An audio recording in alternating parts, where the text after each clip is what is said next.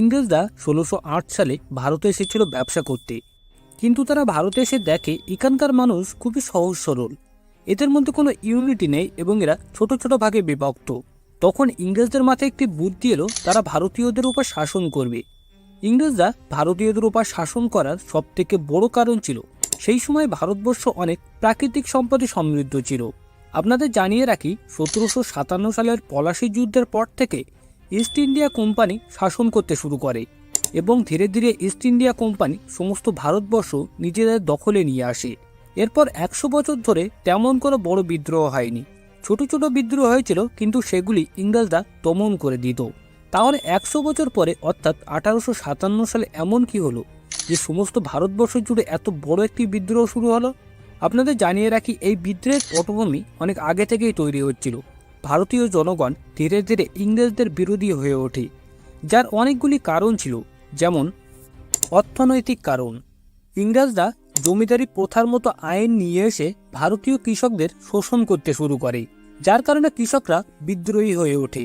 সামাজিক কারণ, ইংরেজরা সতীদাহ প্রথা, নরবলি প্রথা ইত্যাদি বন্ধ করে এবং পুনর্বিবাহ চালু করে, যার কারণে ভারতীয় সমাজে একটি বিপ্লব ঘটে।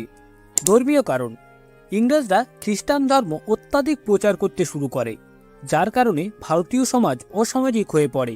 এছাড়া ভারতীয় সৈনিকদের দাড়ি, গোঁফ, পাকড়ি ইত্যাদি রাখা নিষিদ্ধ করে দেয়, যার কারণে সৈনিকরা বিদ্রোহ শুরু করে।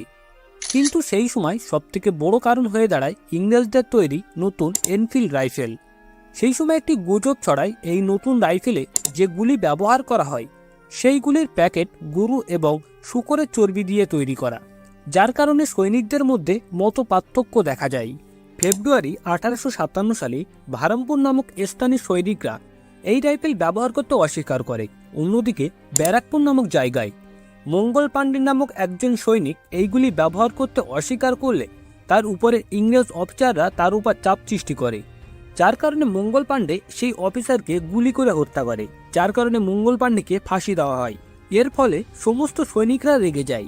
এরপর এপ্রিল ১৮৫৭ সালে মিরাটে ৯০ জন সৈনিক এই রাইফেল ব্যবহার করতে অস্বীকার করে, যার মধ্যে ৮৫ জন সৈনিককে ইংরেজরা জেলে বন্দি করে দেয় এবং যে বাকি ৫ জন সৈনিক ছিল তারা এই ৮৫ জন সৈনিককে বাইরে বার করে এবং এদের সামনে যেসব ইংরেজরা আসছিল তাদেরকে গুলি করে হত্যা করে। এইভাবে ১৮৫৭ সালের মহাবিদ্রোহ শুরু হয়।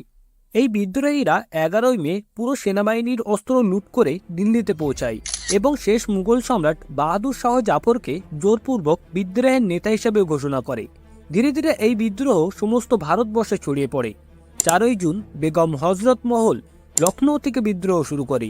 ৫ই জুন নানা সাহেব এবং তাত্তিয়া টোপে কানপুর থেকে বিদ্রোহ শুরু করে। মনুবাই বা ঝাঁচির রানী ঝাঁচি থেকে বিদ্রোহ করে। জগদীশপুর থেকে জমিদার কুমার সিং বিদ্রোহ শুরু করে।